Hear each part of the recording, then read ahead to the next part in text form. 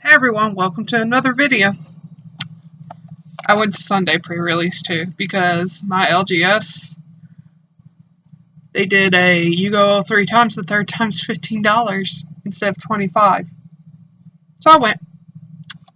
I lost the first round and then got paired against someone who won the first round.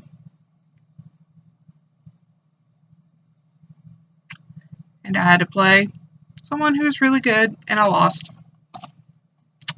Third round, I drew because we ran out of time. She had to go take someone home real quick. So we only got to play 2 matches. And I lost the first one, won the second one. Yay! The round after that, I went against my friend and swept. Yeah! Actually, the other 2 decks I had help with, which this one I kinda did. I made this deck that's in here. I showed it to a friend who knows better than me. And he's like, this is good. This is good. I mean, he took out 3 cards, which I was thinking about taking out anyway, because it was 3 deserts. And the only card I had that benefited from deserts was a camel that says, if it gets destroyed and you control a desert or whatever, opponent discards a card. Ooh. Though 2 of them could have created zombies, but if I have to cut a zombie, I'd rather it be that card because it isn't a zombie to begin with. So yay, participation prize. Surprise! I'm opening a booster. Hey, it's pre-release.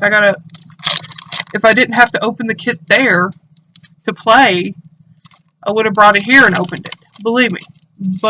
Believe it. So, our first common is Blur of Blades. It costs Mountain and 1. Put a -1/-1 counter on target creature. Blur of Blades deals 2 damage to that creature's controller. Yay. I did use this in one of my pre-releases, I think. Yes, I know, in fact I did. Because 2 damage is good. Aerial Guide costs Island and 2. It has flying, and when it attacks, another target attacking creature gains flying until end of turn. And it's a 2/2. I mean, what's not good? It's like, hey, I can fly. Let me pick you up and drop you on the enemy. It'll be fun! Next card is Dutiful Servants. It costs planes of 3, and it's a 2/5. It's a wall. A wall that can actually attack, though. Next card is Aronis' Stalwart. I'm probably still saying that wrong. Costs Forest and 1, and you may exert it as it attacks. When you do, it gets +1/+1 until end of turn, and can't be blocked by creatures power 2 or less this turn. And it's a 2/2. Which means, if it's going to get blocked, it's going to die. It's going to die. Next card is a Lurching Grot Beast, which looks like an elephant to me. It costs Swamp and 3. It has Cycling of a Swamp, and it's a 4/2, and it is ugly. But I think it's an elephant. A weird elephant with weird tusks, but elephant. So, I mean, I think that nose would rot off pretty quick. Well, the trunk, whatever. Next card is Survivor's Encampment, which I have not pulled one of those, I don't think, until just now. And it's a common. What? Okay, anyway. You can tap it. It's a desert, obviously. You can tap it to add colorless to your mana pool. You can tap it and tap an untapped creature you control. Add 1 mana of any color to your mana pool. Not bad. But I'd rather have Manalith. But Manalith costs mana, so, this does have an advantage earlier in the game. Next, or later in the game if you need all the mana. Next card is Dejeru, or Jerus. I don't know how to say it. Someone tell me. Is the D silent? I really don't know. Renunciation. It costs planes and 1, and you can tap up to 2 target creatures, and it has Cycling of a Plains. Yay! I don't think I ever used that card. Our next common is Thorned Moloch. It costs Mountain and 2. It has Prowess, which means whenever you cast a non-creature spell, this creature gets +1/+1 until end of turn. And it has First Strike as long as it's attacking, and it's a 2/2. Hey, it kind of reminds me of a Tumblr I follow. It's Poncho. You know, kind of pointier, but still. Next comment is Unsummon, and it costs an island, and guess what it does? I bet you don't know. It unsummons! Return target creature to its owner's hand. Yay! Our first uncommon is Ipnu Rivulet. It's a desert, and you can tap it to add colorless to your mana pool. Tap it, pay 1 life, add island to your mana pool. And you can play island in 1 and tap it, and then sacrifice a desert.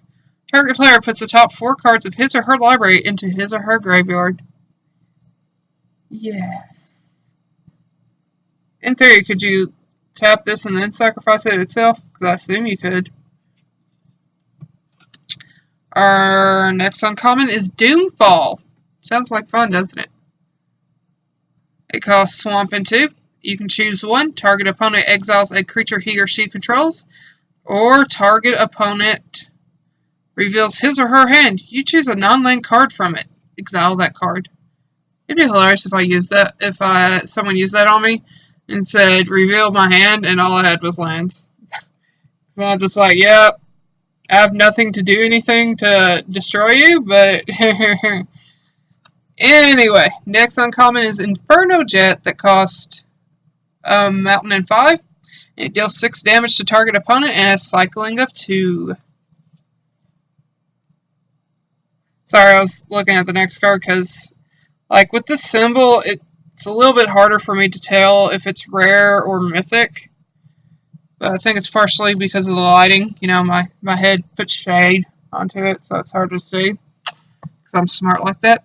Our next card is actually a mythic. That's the main reason I was like, is that yellow or is that red?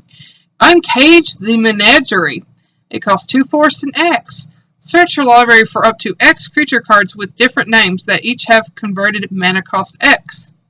Reveal them, put them into your hand, then shuffle your library. Yeah.